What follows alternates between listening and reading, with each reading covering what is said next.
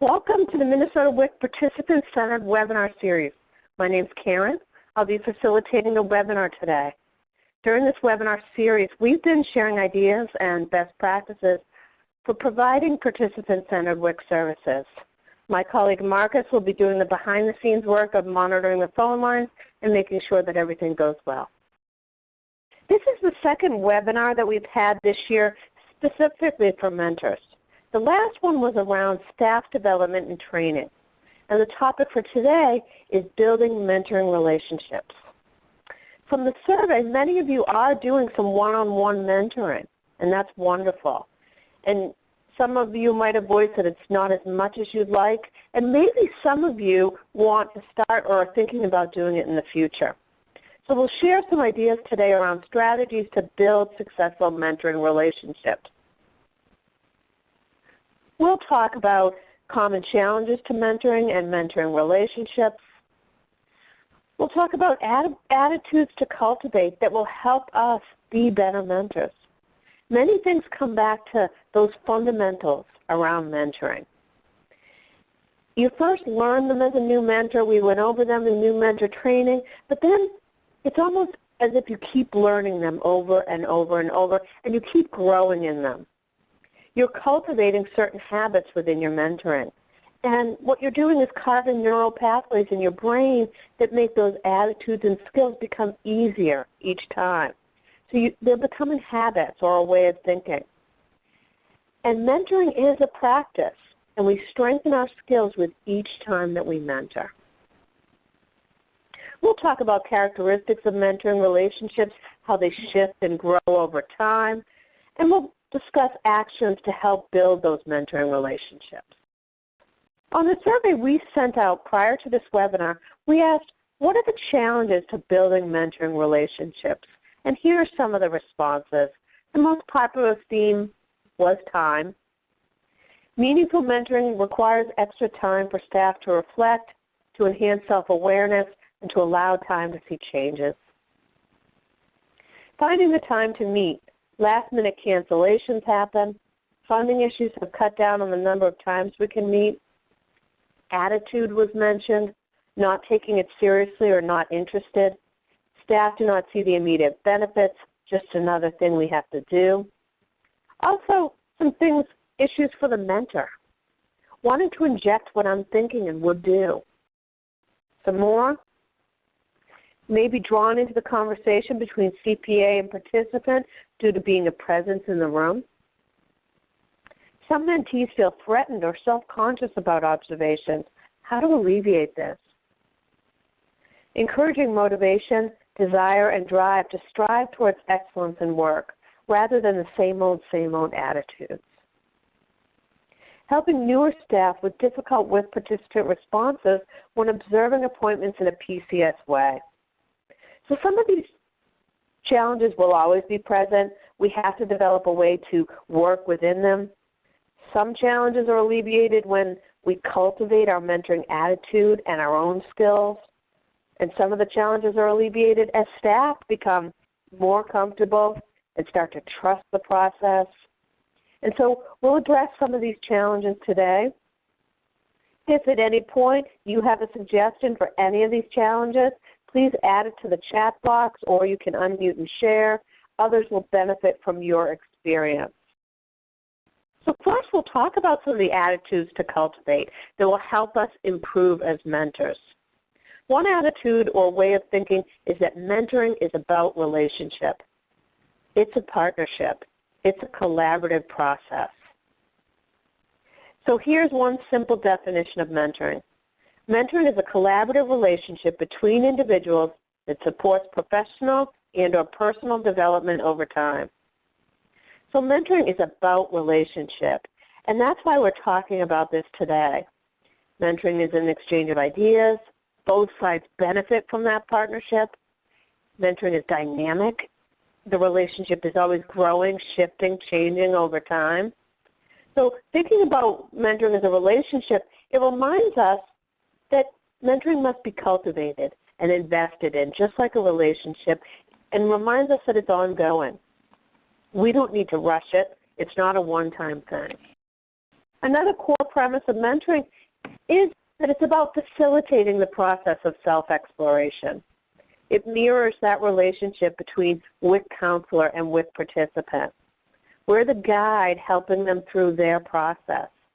When we talk about one-on-one mentoring, effective mentoring involves intentional conversations focused on the mentee's growth and development. This process of self-exploration, it's one we normally don't do on our own, but it's one that can really increase the speed of growth and development dramatically. One benefit is helping people think in different ways. So we help them learn to cultivate this ability to start to self-analyze and do it for themselves. And we're helping to increase that self-awareness in them, and then within us as well. So here are 2 responses from the survey. Offering positive feedback and encourage my coworkers to see what they may wish to change without my telling them. Eliciting the mentees' ideas on what they would like to have feedback on during the session. We talk frequently in these webinars about change talk. So that's any talk that indicates movement towards change. So in the mentoring discussion, we're asking questions to evoke change talk. We're building on it. So just a few examples of what change talk could sound like in a session. I wish participants would talk more. I feel like I have to do all the talking. I don't know how to bring up discussions around behavior change with postpartum women. I don't want to push. I hate conversations around weight. The parents always get so defensive. I want to get better at asking the questions that will bring out participants' motivations. So we ask for ideas from our mentees. We ask for their thoughts about how the interaction went, what went well, and why they think that went well, what didn't go well, and why. We brainstorm challenges with them. We ask about goals and ideas to achieve them. So mentoring is about asking questions, but it's equally about listening. That's the flip side, listening for this self-exploration that happens. When asked, what's one area where you'd like to improve as a mentor on the pre-survey, the most popular response was listening. One person phrased their goal as taking the time to really listen and understand. And that's not always an easy thing to do. One thing that it means is going into the session without an agenda, because you don't know where this person is at. You don't know what they feel, what their motivation is. That will only come from listening. And this takes some trust on the part of the mentor that the conversation will go where it needs to. With every mentoring session, it becomes less about trying to plan where the conversation is going to go or anticipating it, and just letting it be, letting it happen. We've talked a lot during the PCS webinars about the writing reflex, or that need in all of us to help, to correct, to give reasons for change, and how this can often have the opposite of our intended effect and produce resistance or arguments against change. So mentoring isn't about correcting. Just as with participants, we have to train ourselves away from looking for risks.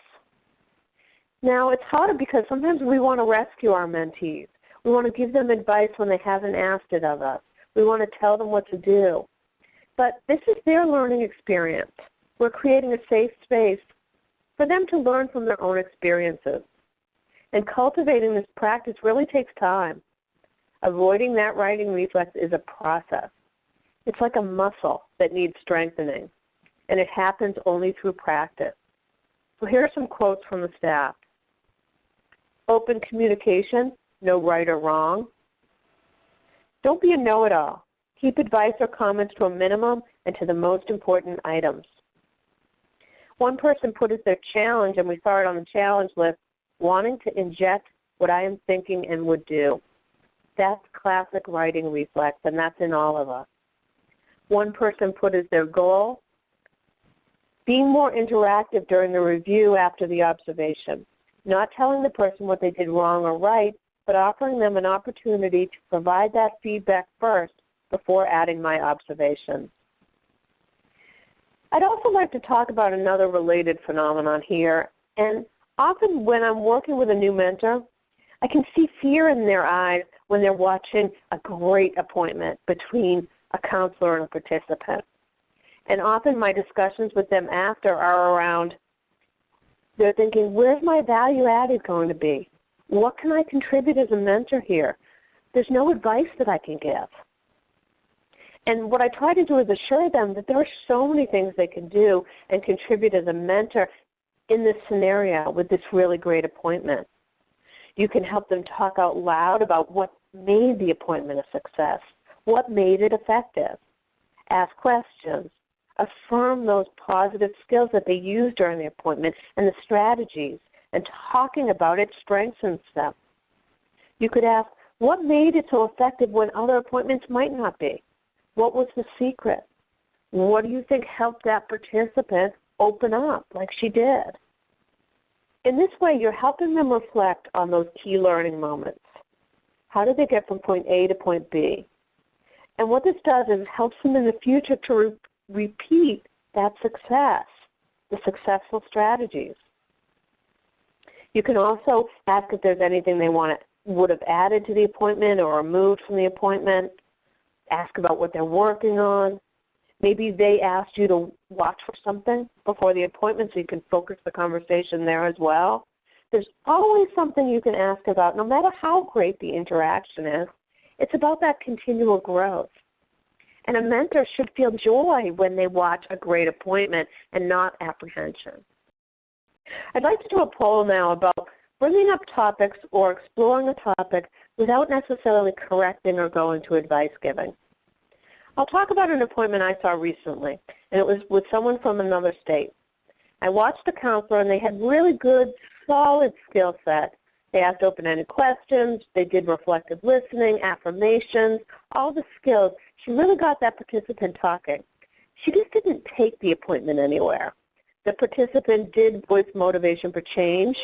I think because the counselor's skill set was really good, she felt comfortable sharing openly.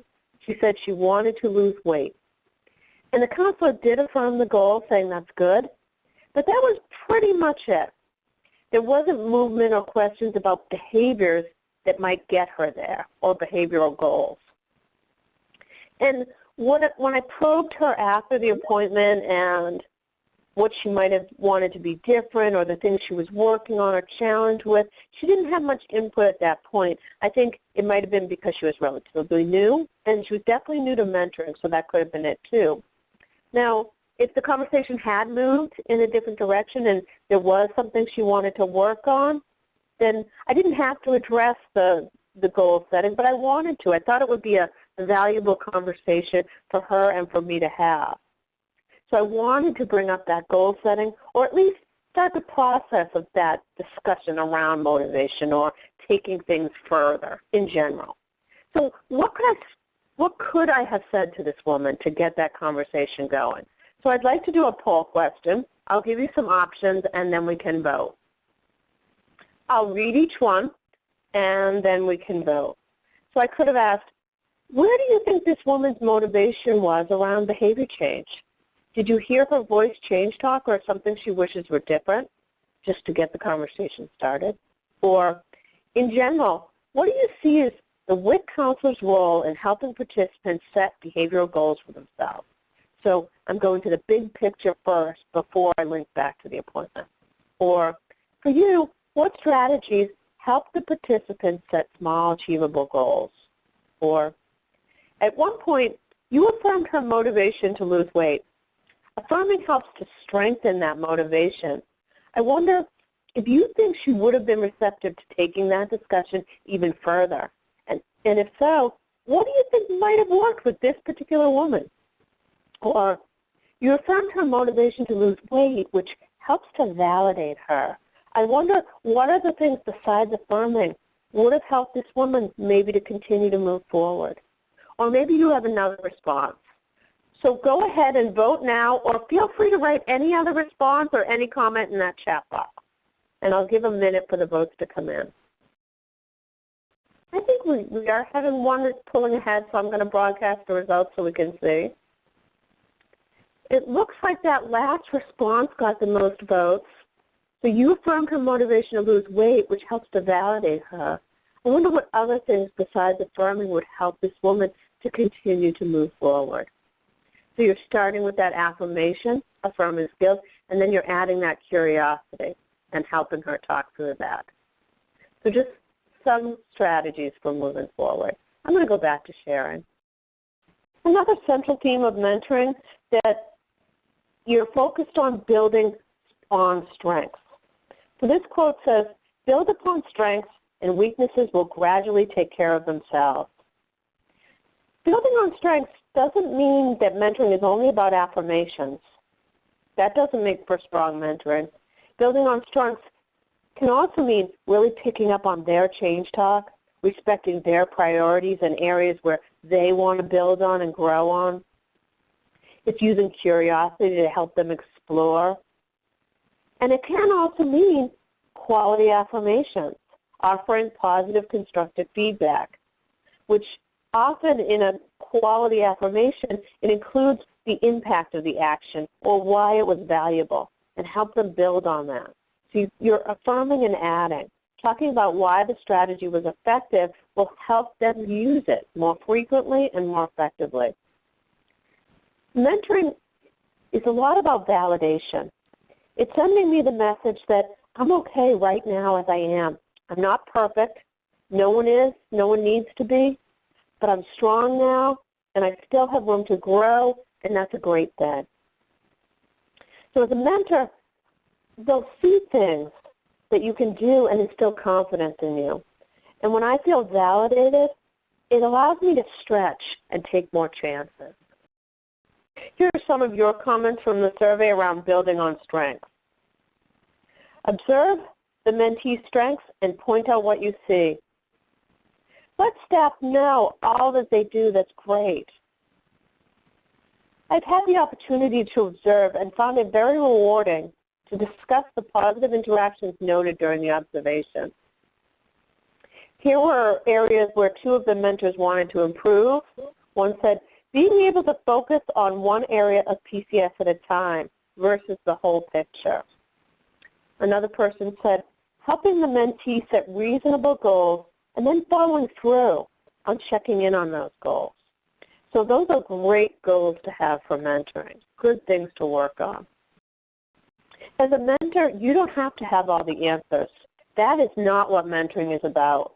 It's okay to say, I don't know. It gives you the opportunity to brainstorm something that might not have an easy answer. Many things in counseling and behavior change don't have easy answers. That's why behavior change is so tricky. You don't have to answer every question or solve every problem. The mentee might be thinking things through, processing out loud. They're looking for that supportive presence to share what they think might work, and they're asking a question to do that. And so a lot of times you can turn that back. So here are some comments from the survey. Build trust. Discuss and demonstrate that a mentor relationship is two-way and on the same plane. One doesn't have a stronger skill set than the other. Offering the mentor's time as just a time for the mentee to have feedback and feel valued in what they do, to celebrate what skills they have and use. I've showed you this quote before, but it is one of my favorites. So this quote was emailed to me from a mentor in Minnesota where she talks about her goals for mentoring, and I'll read it. The thing that I need to work on is avoiding the writing reflex. Just listen. Don't look for things to fix. Allow yourself to be vulnerable and not have the answers. Try to avoid feeling pressure that I need to lead the conversation. And so I think this quote, for me, really gets at the heart of mentoring and the heart of our fears as a mentor. It's not our job to solve the mentee's problems for them. As mentors, we want to empower people to verbally explore issues rather than providing an answer or a correction or advice. We don't solve their problems, but we're a facilitator in the process. I really like the part about being vulnerable and not necessarily having the answers. So the more we relax the pressure on ourselves to have every answer, to be the expert, to control the conversation, the better our interactions become. I'd like to do a poll question now about not necessarily having all the right answers. So suppose someone asks you a question that's difficult to answer. Say they ask you for your advice on how to bring up a risk when the participant hasn't brought it up. Now, we talked about that in a previous webinar, that that's a tricky one, and it can depend on a number of factors. It can depend on their motivation, their knowledge. It's a really interesting topic, but it's one that doesn't necessarily have one right answer. So how could you address that question from a mentee? So I'll give you some possible options, and then we can vote. So how would you respond when a mentee asks, how do you share about a risk when the participant hasn't brought it up? So some possibilities. That's an interesting question. I think it would really depend on the situation. What types of things would you want to know before you address the risk with them? Or, I'm not sure. Do you want to come up with a particular scenario and we can brainstorm some possibilities together? Or, I'm not sure there's one right answer there. What do you think might be a safe way to bring up that concern? Or, well, one way could be to ask for their thoughts on a particular topic. Or you could ask permission directly and say, could I share one small suggestion I have or one concern I have? Or you could normalize by saying, some parents are worried about whatever the topic is. Would you like more information about that? Would any of these strategies work for you? Or maybe you have another one that you'd like to share. So go ahead and vote now, and I'll give a minute for the votes to come in. Something interesting is happening here, so I will broadcast these results.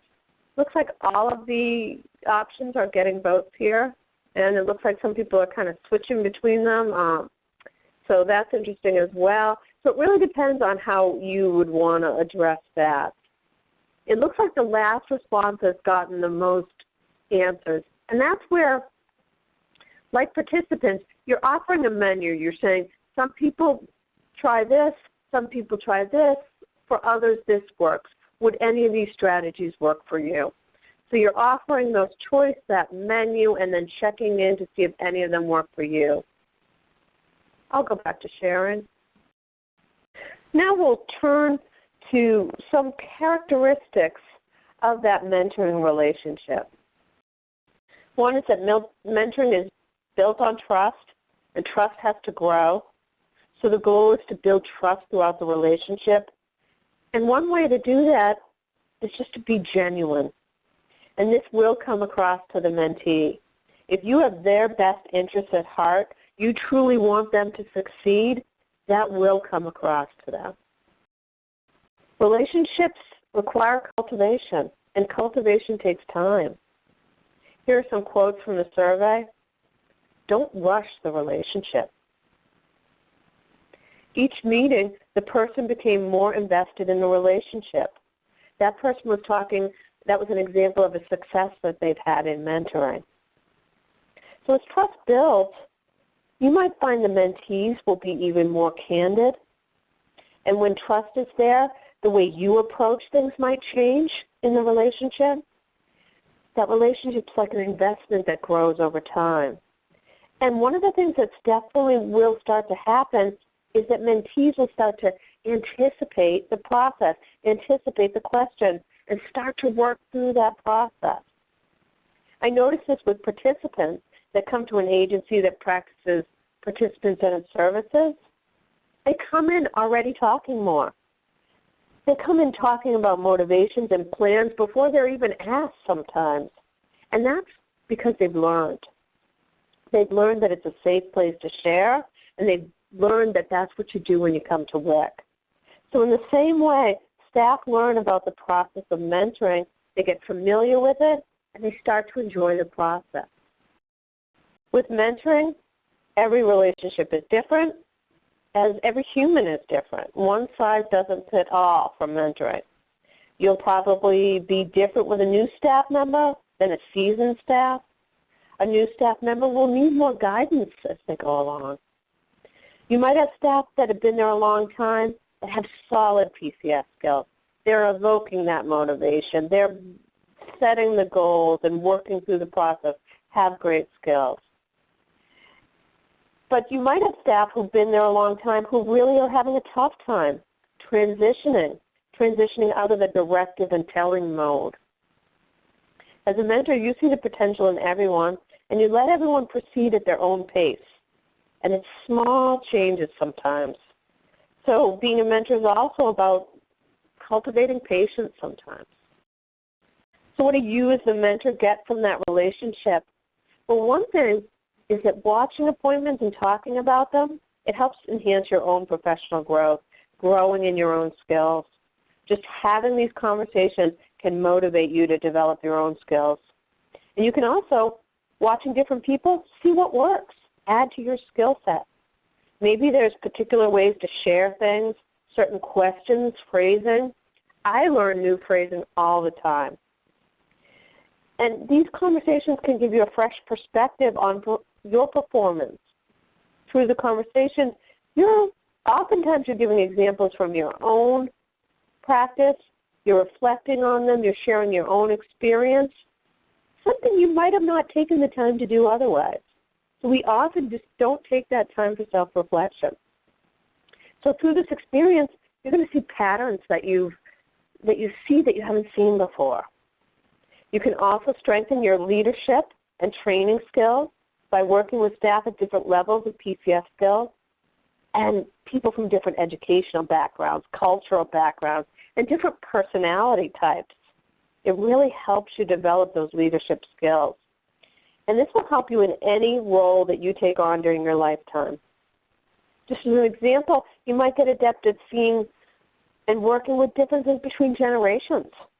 How baby boomers are different than Gen Xers, and Gen Xers are different than millennials in the workplace and how they interact. So your ability to mentor people that are different from you, that's a valuable skill to have. So how about the benefits for the mentee in the relationship? We already talked about validation. Everyone needs it. It helps us feel worthy. It's that acceptance and confirmation that lets us push further. It lets us take risks, validating their knowledge, their skills, their motivation, that it's worthy motivation, and their overall style. If you think about it, WIC counselors in particular, they often work in isolation. They're not working in front of other staff members.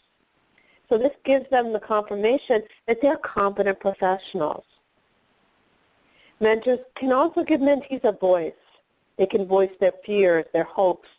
So it's not just me alone, I can share it with someone. Also, a mentor can see trends, so they can bring a voice to the group of mentees and bring that voice to management. Maybe there's a need for a certain training, and they can see that through the mentoring. Or maybe there's a suggestion for a change in policy, and it didn't become clear till you see it in action in the WIC appointment. Another benefit is having a sounding board. They might think, this might work, but I'm not sure. What do you think? You might say, let's try it. Let's role play it. So it's that sounding board. Job satisfaction. Research shows that people with mentors report higher job satisfaction and stronger commitment to their organization and are less likely to leave their jobs than those without mentors. They also get a role model. They'll look to you as a model, not to be a perfect person, but as an example of a way to be effective. And you can actually, through being a role model, you're helping them find their own voice as well. It's someone to identify with. So there's so many benefits for the mentee. On the survey, we asked people to share some of their success stories around mentoring, and I've shared some already, but here are a few more comments from the survey. It's great to get feedback indicating that the PCS mentoring sessions are missed when we've taken a break from meeting. Engaging informal leaders to help program be the best it can. It's what we all want. Explaining to newer staff that they don't have to try so hard to get participants to want to make changes. We can only do so much. They have to want to change and see it as a need. Teaching the staff how to tone down the tension in a room when a client has had to wait and was becoming impatient with the process. IT issues on Hubert. So things like that just don't come up in new staff training. These are the opportunities, these training moments that come up during mentoring sessions.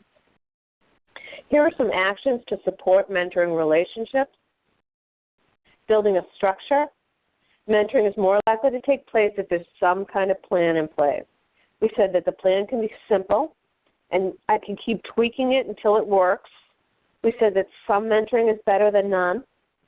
And some elements to think about when building a structure. You can think about who, how often, when will it occur, what are the goals of mentoring. Here are some quotes from staff. Build trust. Set expectations early on. Have some kind of structure and plan in place. So in a previous webinar, we talked a lot about the value of setting expectations and setting them early. It reduces people's anxiety. It helps them feel more comfortable and be more interested and interacted in the whole experience. Create an environment of trust. What is purpose of mentoring, coaching, feedback, or performance evaluation, or both? Needs sometimes only for coaching and feedback. It gives staff a chance to make improvements, learn, and experiment. So maybe part of our structure is to explain to each new staff member about the difference between mentoring and performance evaluation, and then what to expect during each, and the purpose of each. Opportunity for mentees to provide feedback to mentors. If you can work feedback into your structure of your program, what you're doing is creating a process for continual improvement and feeding that feedback back into the program. Being more intentional and making time for it. So structure helps with intention. If we don't reach our goal, we get further than we would have if we didn't have a plan. Part of the structure could be that initial meeting with new mentees, and this could be for new staff as they come on, or if you want to start a system of mentoring within your existing staff, it could be with existing people. Elements to include in this initial meeting might change depending on who you're talking to, but could include the purpose of mentoring. Don't assume people know the purpose of mentoring. Maybe explain what mentoring is and what it isn't, that it's a partnership. It's not about one person's skills being better. It's an opportunity to debrief, talk about a session. It benefits both parties. You can cover what to expect during a mentoring session. So maybe explain before the session. I'll ask you what you're working on and what you want me to watch for. Then you'll do the session, and then we'll both talk about it for a little bit after. The mentee's goals. Ask what they'd like to get out of the relationship. Discuss their goals, what they're working on now, maybe where their challenges are, where they see themselves going, where they'd like to get to. For new staff, it might be a little different because maybe you're talking about their hopes for what they'd like to achieve, or their fears about potential parts of WIC that may be difficult for them. You can clarify the particulars of mentoring, how often they should expect it, when it's going to happen, and this might be different for different staff. How to ask permission of the participant, all those particulars. You can make certain agreements. One of the agreements might be to be open and candid with each other, so setting the stage for that honesty. You might say something like, I can share ideas that have worked for me and have worked for other people, but I want you to be honest with me. If it's not going to work for your style, let me know. My feelings won't be hurt. So after that initial meeting, part of your structure, your plan could be when additional meetings or check-ins might take place. Maybe it's once a year, maybe it's twice a year, quarterly. Maybe you want to do a little assessment before each session about how mentoring is working for them and how they feel they're progressing. That's up to you and your agency to determine. So here are some quotes from the survey. Checking in with the mentees and listening to what they want to share, building rapport, helping mentees know what to expect before the session.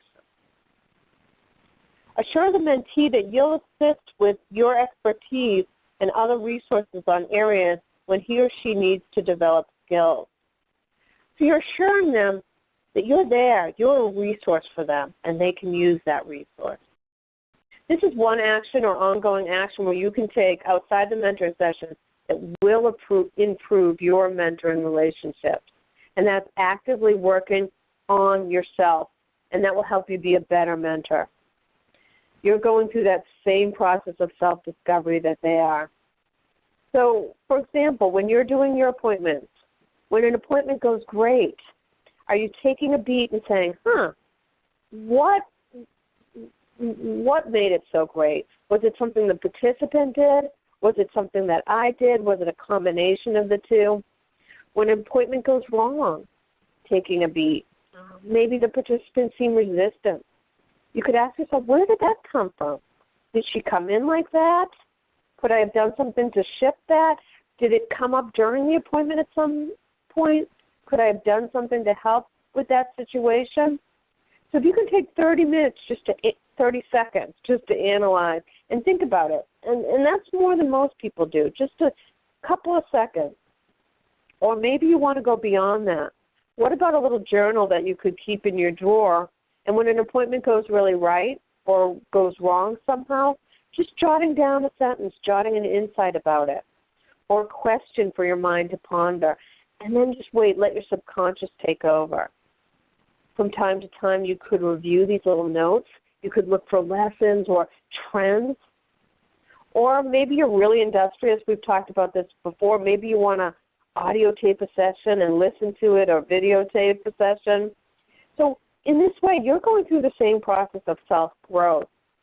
And by doing it, you'll be more likely, when you watch appointments, to pick up on things. And if you have other mentors in your program, ask them to mentor you. Psychiatrists, psychologists, social workers, many of them are actively involved in counseling for themselves.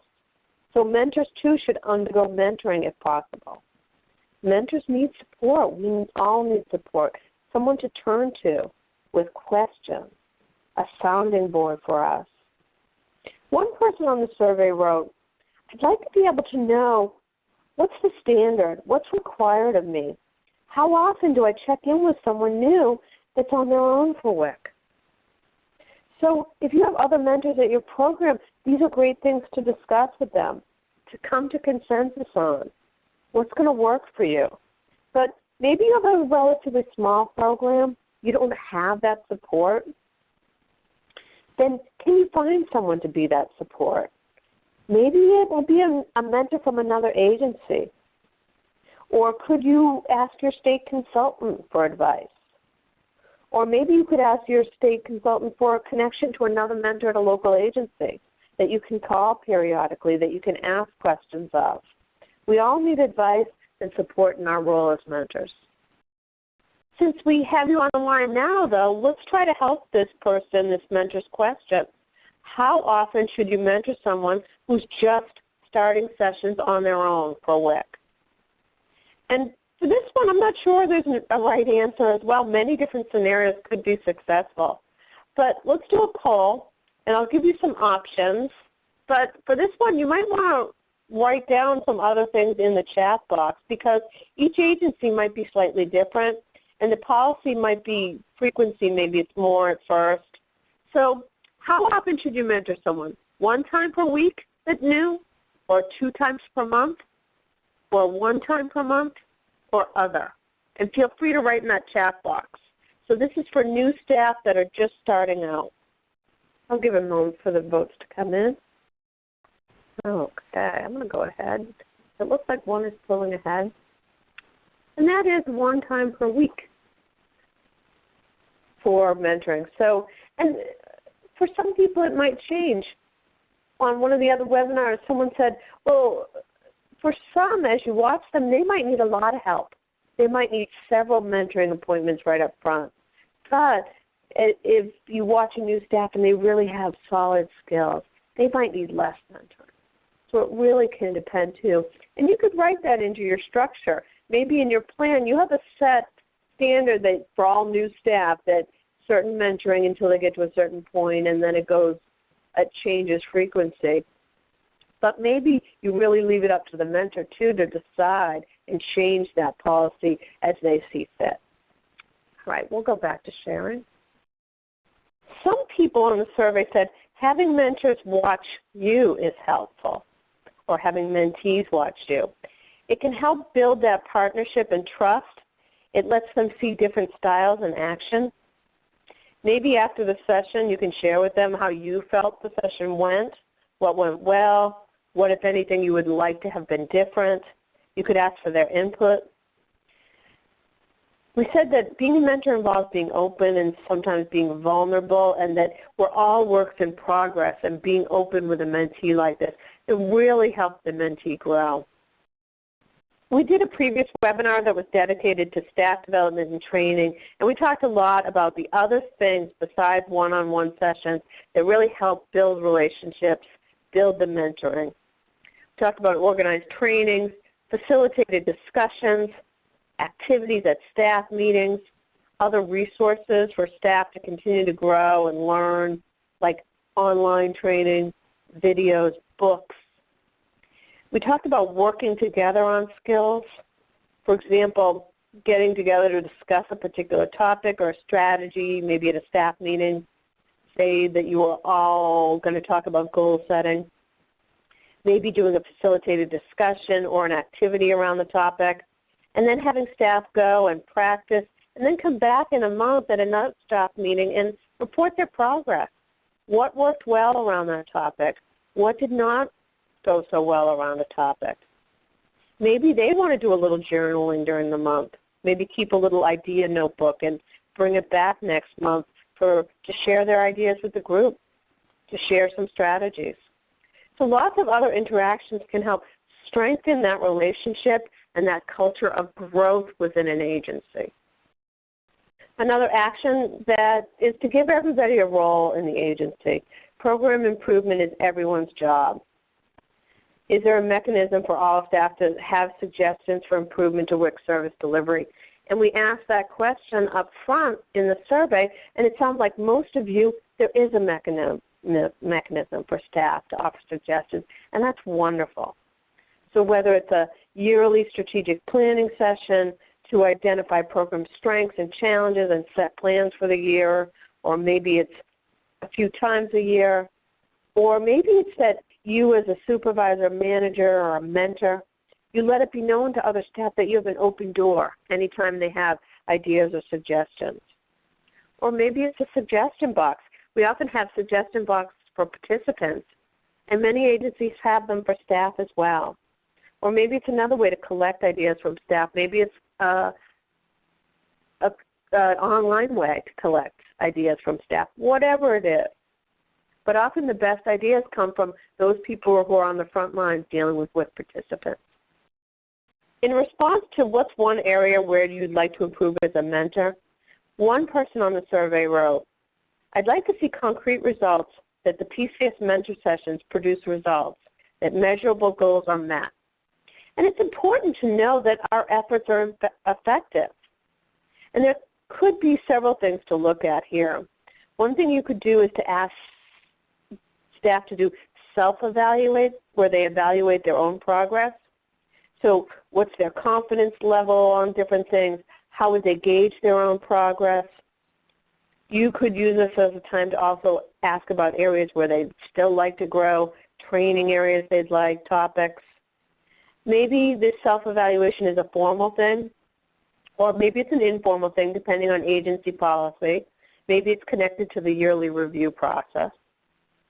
Another thing you could look at is the results of formal evaluations, whether they're state evaluations or local evaluations. Are you seeing growth? Are you seeing changes? We have to be a little careful because what we're measuring isn't the same from person to person depending on what their own unique goals are and for their own growth. But in general, what are we seeing? Are we seeing improvement in services? You could look at documentation. You could look for trends around tailoring documentation, prioritizing. You want to see that not everyone has the same goal checked, or that there's some mechanism for that next person to follow up effectively on the conversation and take it further. As a mentor, you could develop a way to assess progress individually with your mentee. Maybe their goal is to have the participant talk more. And so you could talk about how you measure that. You could ask, do you want me to gauge each time how much each person is doing the talking? And we can see how you do, see if there's progress. Or if their goal is to ask more open-ended questions, you could count the number of open and closed questions, and we could look for trends in the ratio and discuss them over time. So just some ideas for evaluating that the effects of our efforts in mentoring. Part of that role as a mentor might be to identify and cultivate new mentors. So this is a valuable part of succession planning. And it's a way for other staff to progress and gain fulfillment in their work.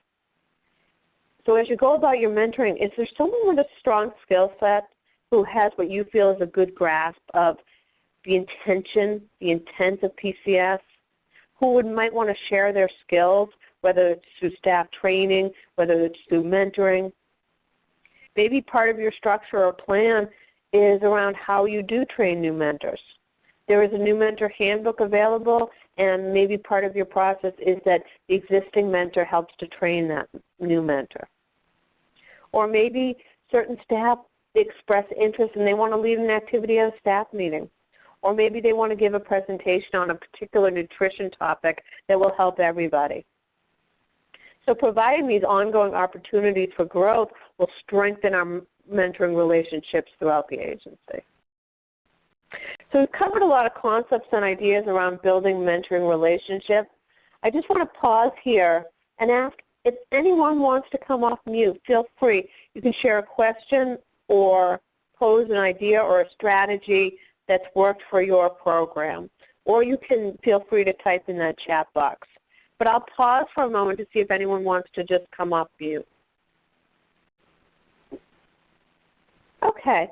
Well, I will leave the chat box open for a minute or two after the webinar if anyone would like to share anything. And I want to thank you for sharing all those great ideas around mentoring relationships on the survey, because you all are the keys to making sure that participants and services continues to grow and that it becomes how we do business and how we interact with participants. And you're helping staff embrace the shift in style. And that the shift in style isn't necessarily easy or quick, but it is more effective. So thank you all for doing what you do, and have a great day.